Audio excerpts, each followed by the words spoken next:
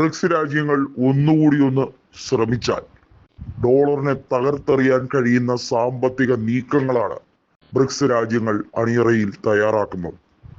എണ്ണ വ്യാപാരം ഡോളറിലാക്കണമെന്ന അമേരിക്കയുടെ വ്യവസ്ഥ തകിടം മറിയുന്ന രീതിയിലേക്ക് പോവുകയാണ്. ഒമാന്റെ കടലിടുക്കുമായി ബന്ധപ്പെട്ട് അവിടേക്ക് കപ്പൽ ഗതാഗതം ഓൾട്ടർനേറ്റീവായി നടത്താമെന്ന വ്യാമോഹവും ഇറാൻ തകർത്തെറിഞ്ഞിരിക്കുന്നു. ഹോർമൂസ് കടലിടുക്ക് തുറന്നില്ലെങ്കിൽ, അതായത് ഇന്ത്യൻ സമയം ബുധനാഴ്ച രാവിലെ 8 മണിക്കകം തുറന്നില്ലെങ്കിൽ ഇറാന്റെ വെള്ളം കൂടി മുട്ടിക്കും എന്ന് ചന്തപ്രസംഗം, കവലപ്രസംഗം നടത്തുന്ന മാതിരി ഒരു ലോക്കൽ നേതാവ് കൊട്ടിഘോഷിക്കുന്ന പോലെ അന്താരാഷ്ട്ര നീതിന്യായ കോടതിയിലെ നിയമസംഹിതകളെ മുഴുവൻ തകർത്തെറിയുന്ന രീതിയിൽ, അതിനെയൊക്കെ തള്ളിപ്പറയുന്ന രീതിയിലാണ് അമേരിക്കൻ പ്രസിഡന്റ് ഡൊണാൾഡ് ട്രംപിന്റെ വാക്പോര്.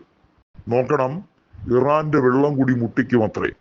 ഇറാനിലേക്ക് ഭക്ഷണം പോലും എത്താത്ത രീതിയിൽ, ഇറാന്റെ കുടിവെള്ളം വരെ മുടങ്ങുന്ന രീതിയിൽ ഇറാനിലെ സാധാരണ ജനതയെ നരകതുല്യമായ രീതിയിലേക്ക്, ശിലായുഗത്തിലേക്ക് ഇറാനെ തച്ച് ഉടയ്ക്കും എന്നൊക്കെയാണ് അമേരിക്കൻ പ്രസിഡന്റ് ഏറ്റവും അസഭ്യമായ വാക്കുകൾ ഉപയോഗിച്ചുകൊണ്ട് ഇപ്പോൾ സോഷ്യൽ മീഡിയയിൽ കുറിച്ചിരിക്കുന്നത്. ഇതിനെതിരെയാണ് വളരെ വ്യക്തമായി ഇറാൻ പറഞ്ഞിരിക്കുന്നത്. ചെയ്യാനുള്ളതാണെങ്കിൽ ചെയ്ത് കാണിക്കുക എന്ന ശക്തമായ മറുപടി കൊടുത്തിരിക്കുകയാണ്. നോക്കൂ, ചൈനയുടെ ഔദ്യോഗിക കറൻസിയിലാണ് ഇപ്പോൾ ട്രാൻസാക്ഷൻ പലതും നടക്കുന്നത്. അമേരിക്ക ഗൾഫ് രാജ്യങ്ങൾക്ക് മുൻപ് കൊടുത്ത, GCC രാജ്യങ്ങൾക്ക് മുൻപ് കൊടുത്ത ഉറപ്പ് പാലിക്കപ്പെടാത്ത സാഹചര്യമാണ് ഇപ്പോൾ വന്നിരിക്കുന്നത്. ഹോർമൂസ് കടലിടുക്കിലൂടെ ഇനി കപ്പൽ ഗതാഗതം യോഗ്യമല്ല.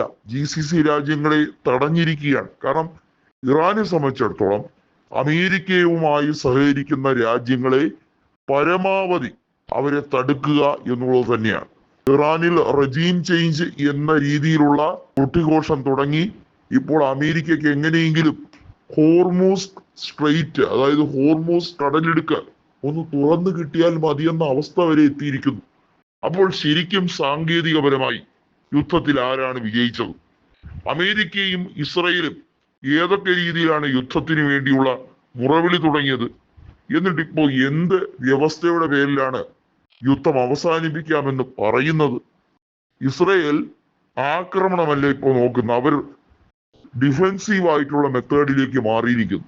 എന്ന് പറഞ്ഞാൽ തങ്ങളുടെ ശേഷിക്കുന്ന കരഭൂമി ആക്രമിക്കാതിരിക്കാനുള്ള സംവിധാനങ്ങൾ ഊർജപ്പെടുത്തുകയാണ്. അയൺ ഡോമുകളൊന്നും സുരക്ഷിതമല്ല എന്ന് മനസ്സിലാക്കിയതോടെ ഇസ്രയേൽ ആക്രമണ രീതി പരിപൂർണമായി അവസാനിപ്പിച്ച് ഡിഫെൻസീവ് മൂഡിലേക്ക് പോയിരിക്കുകയാണ്. എന്ന് പറഞ്ഞാൽ നാറ്റോ രാജ്യങ്ങൾ വരെ അമേരിക്കയെ കൈവിട്ടപ്പോൾ അമേരിക്ക ഭ്രാന്ത് പിടിച്ചിരിക്കുന്നു. ട്രംപിന് തലയ്ക്ക് സ്ഥിരതയില്ല, ബുദ്ധി സ്ഥിരതയില്ലാതെ ബുദ്ധിമാന്ദ്യം സംഭവിച്ച ഒരു മനുഷ്യനെ പോലെ പെരുമാറുകയാണ്. പിച്ചും പെയ്യുമാണ് വിളിച്ചു പറയുന്നത്. ഇദ്ദേഹം പറഞ്ഞ പ്രസ്താവനകൾ ഒരു ക്രോണോളജിക്കൽ ഓർഡറിൽ തയ്യാറാക്കുകയാണെങ്കിൽ പരസ്പര വിരുദ്ധമായിട്ടുള്ള രീതി. നാറ്റോ രാജ്യങ്ങളെ നിങ്ങൾ ഞങ്ങളെ സഹായിക്കൂ, കുറച്ചു കഴിഞ്ഞതിന് ശേഷം നിങ്ങളുടെ ആരുടെയും സഹായം ഞങ്ങൾക്ക് വേണ്ട. എന്തൊരു ഘടകവിരുദ്ധമായിട്ടാണ് ഈ മനുഷ്യൻ പിച്ചും പെയ്യും പുലമ്പുന്നത്.